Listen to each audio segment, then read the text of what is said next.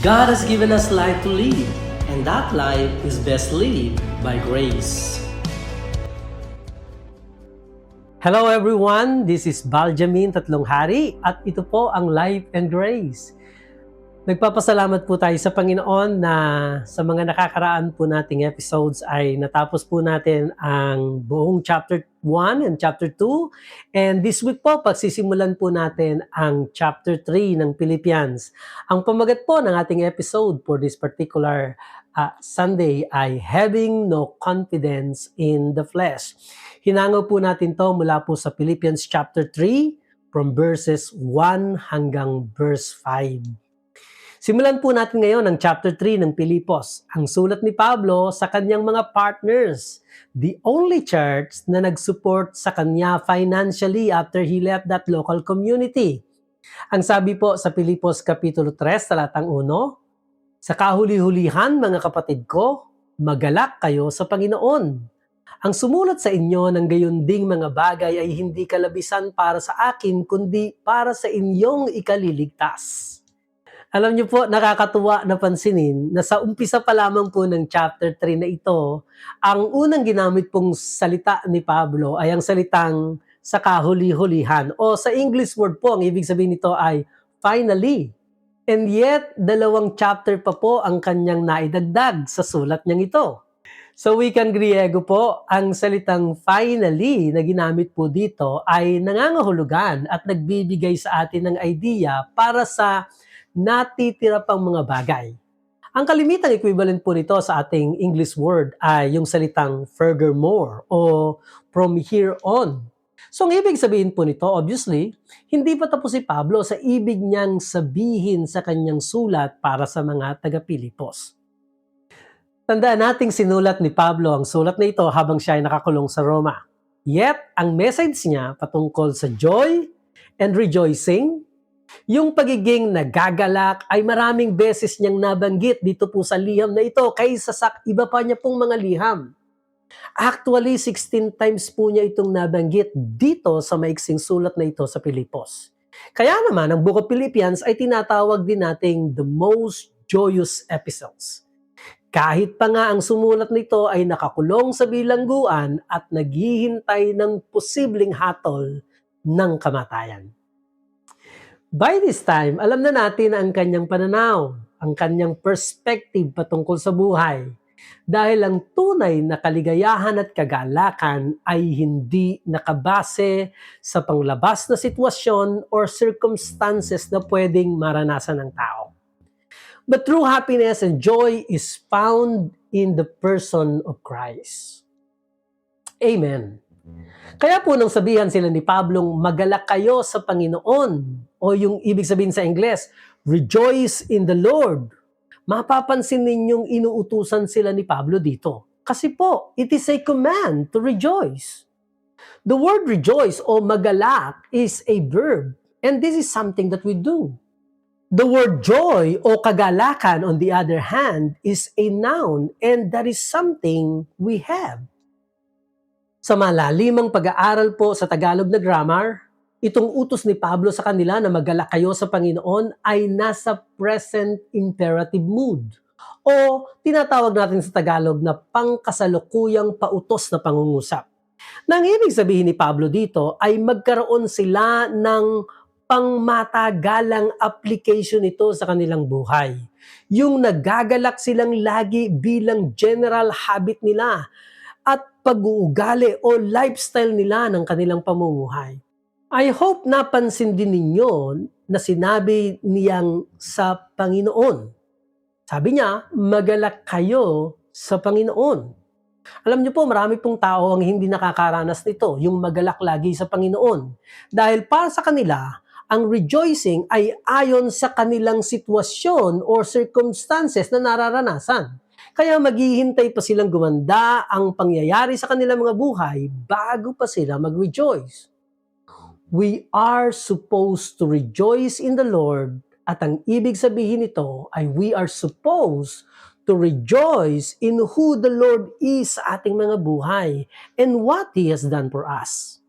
Ang Panginoon Kristo ay hindi po nagbabago, sabi ng Hebreo, Kapitulo 13, talatang 8. Si Jesucristo ay siya rin kahapon, ngayon at magpakailanman. So hindi po siya nagbabago. Therefore, ang ating rejoicing ay hindi dapat nagbabago.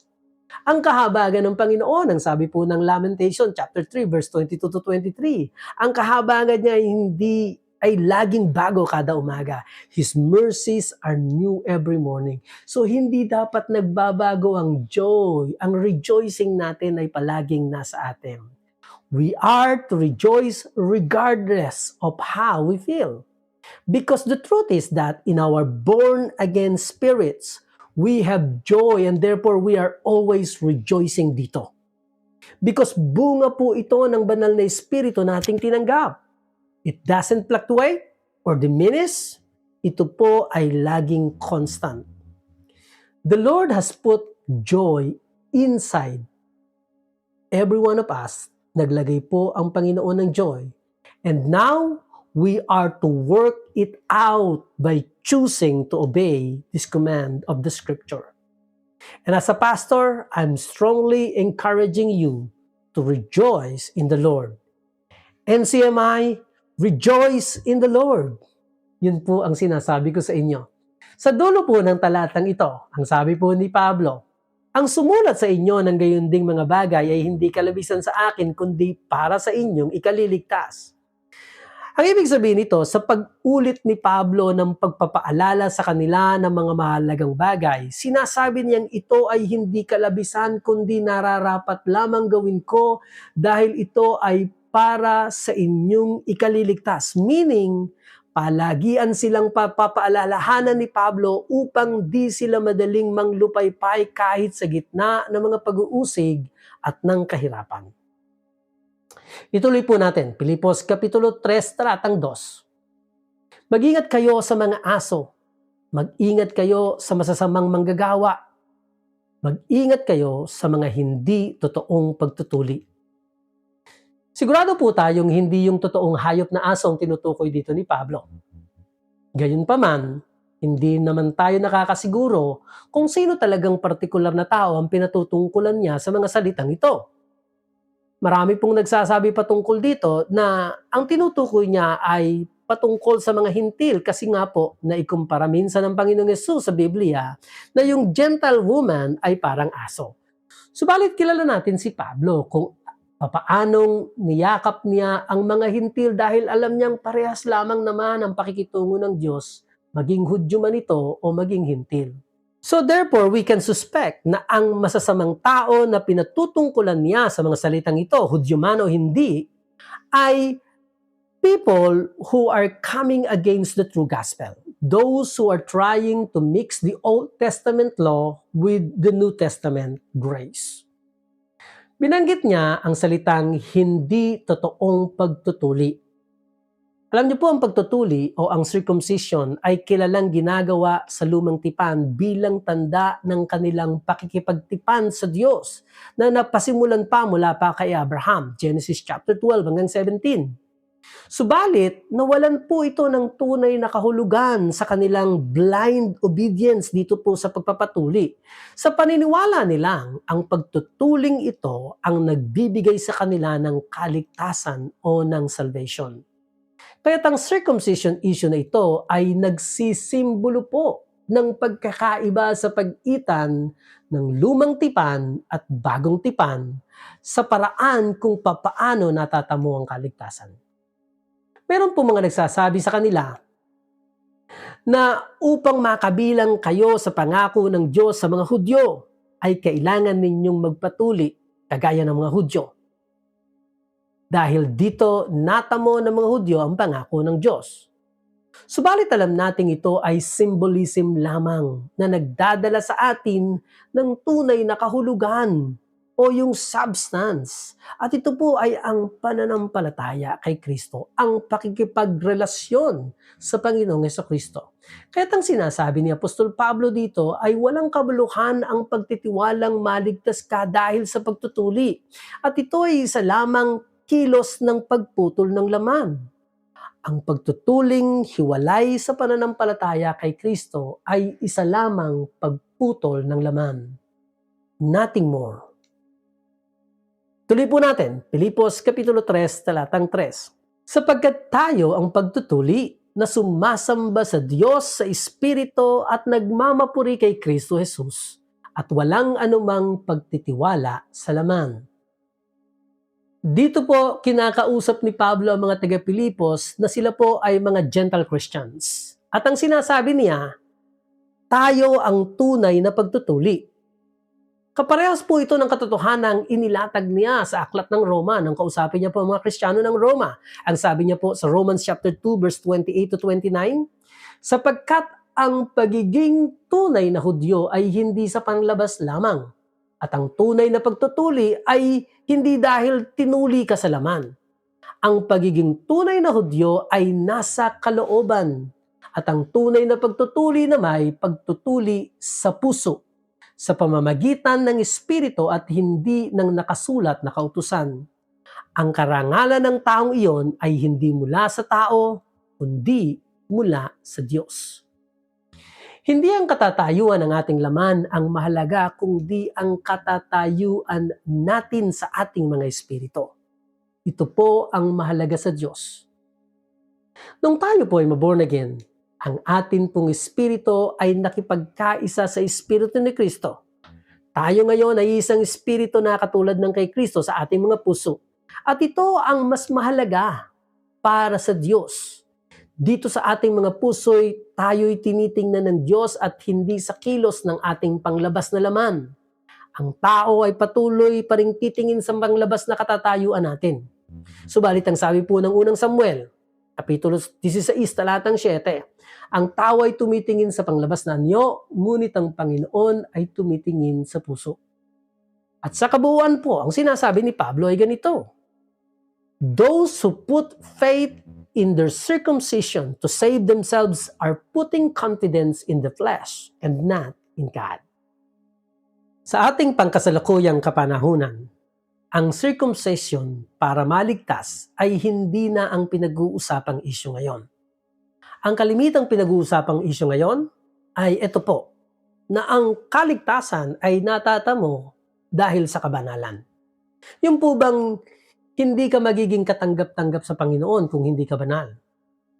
Ang isa pa po, sasabihin nila, tama, natanggapin mo si Kristo, pero kinakailangan mo munang mabautismuhan para makumpleto ang kaligtasan at maging matuwid ka sa harapan ng Diyos. Alam niyo po, ang ganitong kasalukuyang pananaw ay mali at hindi ayon sa bagong tipan. Kung papaanong ang pagtutuli ay kailangan para sa kaligtasan ay mali mula pa noong panahon ni Pablo. Dahil ang kaligtasan ay ating nakakamit lamang dahil sa biyaya ng Diyos nung tayo ay manampalataya kay Kristo. At sa dulo po ng talatang ito, ang sinabi ni Pablo, at walang anumang pagtitiwala sa laman. Or sa English, having no confidence in the flesh. Hindi niya po sinabi dito na hindi ako masyadong nagtitiwala sa aking laman o kaya hindi niya rin po sinabi na kaunti lamang ang nilalagay kong pagtitiwala sa aking laman. Kundi walang anumang pagtitiwala sa kanyang laman. Sa ating mga born-again spirits ay perfect tayo. And with the mind of Christ na mayroon tayo at sa pakikinig natin sa guidance ng banal na Espiritu na nasa atin, dito tayo nagtitiwala. Subalit sa ating laman, sa kilos ng ating laman, hindi tayo dito nagtitiwala. Dahil hindi ang ating mga ginagawa ang nagpapaging dapat sa atin sa harapan ng Diyos. Sabi po ng Pilipos, Kapitulo 3, talatang 4 hanggang 6. Bagamat ako'y may dahilang magtiwala rin sa laman. Kung ang iba ay may dahilang magtiwala sa laman, ay lalo na ako. Tinuli ng 8 araw mula sa lahi ng Israel, mula sa lipi ni Benjamin, isang Hebreo na isinilang ng Hebreo, tungkol sa kautusan ay Pariseo, tungkol sa sigasig ay taga-usig ng iglesia, ayon sa katuwirang nasa kautusan ay walang kapintasan. Ang paniniwalang ito ni Pablo ay hindi dahil wala siyang kabanalan sa kanyang sarili o kahit na anong mabuting gawa na pwede niyang panghawakan at ipagmalaki. Hindi po. Maayos ang pamumuhay ni Pablo. Ang sabi niya, kung mayroong kayang magtiwala sa kanilang mabubuting gawa, ay lalo naman ako. Dahil alam niyang mas banal siya sa kanyang pagkilos ng higit sa lahat ng kanyang mga kritiko. Subalit, hindi dito nakabase ang kanyang righteousness. Ang righteousness na pwedeng makaharap sa ating Diyos ay ang righteousness na kapantay ng righteousness ng Diyos. Wala na pong iba.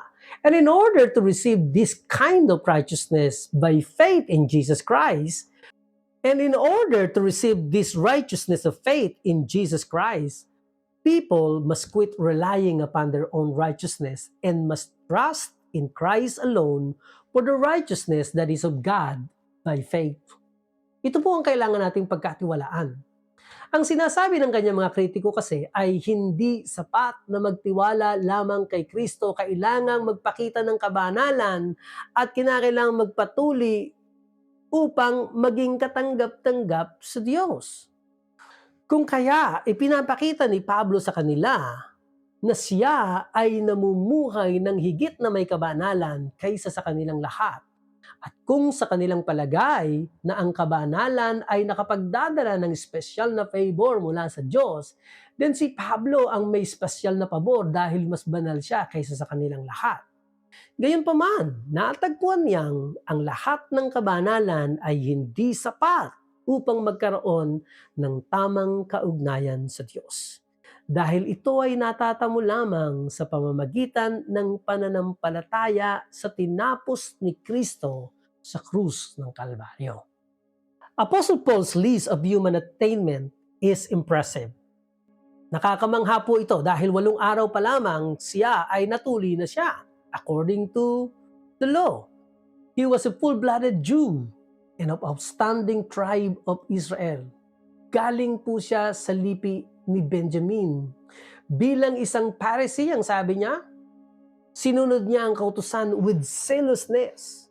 Sa pagiging matuwid, blameless po siya. Alam niyo po ang ibig sabihin ng blameless ay hindi walang kasalanan, kundi may pagsusumikap na masunod ang lahat ng kautusan. At hindi man niya ito na kumpleto ng gusto o naabot ayon sa standard, gayunpaman, walang makapagsasabing hindi niya ito sinubukan. Kaya siya po ay blameless pagdating sa katuwiran. Pero kapag inihambing sa righteousness ng Diyos, lahat ng kanyang nagawa, bagsak pa rin sa standard ng Diyos. Dahil ang totoo, walang sino man sa atin, noon hanggang ngayon, ang nakaabot sa kaluwalhatian ng Diyos. Ito ay si Jesucristo lamang. Sabi po ng Roma, Kapitulo 3, talatang 23, for all have sinned and fall short of the glory of God. Kaya nga po, it doesn't matter how good we are. We still need a Savior. Kailangan mo ng tagapagligtas. E ano ngayon kung ikaw ang pinakamabuting makasalanan? Mapapahamak ka pa rin kung hindi mo tatanggapin si Kristo bilang iyong tagapagligtas. Kung kayo po ay ngayon lang nakapakinig ng mensaheng ito, nais ko pong malaman ninyo na ang kaligtasan ay hindi po sa mabubuting gawa. Tayo po ay nalinlang ng relihiyon nang sabihin kailangan nating magpakabait upang tayo ay maging katanggap-tanggap sa Diyos. Kailangan nating mabuhay ng may kabanalan. Kailangan natin gumawa ng certain set of rules. Masunod ito, maganap ito sa ating buhay upang tayo maging katanggap-tanggap sa Diyos.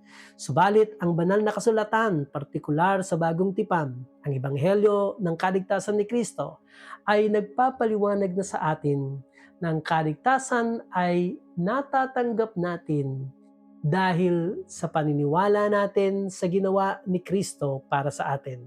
Nung siya po ay mamatay sa krus ng Kalbaryo, dinala niya ang ating mga kasalanan at ang kaparusahan ng ating kasalanan upang ikaw at ako ay hindi na magdusa mula rito at tayo ay magkaroon ng alok niyang buhay na walang hanggan.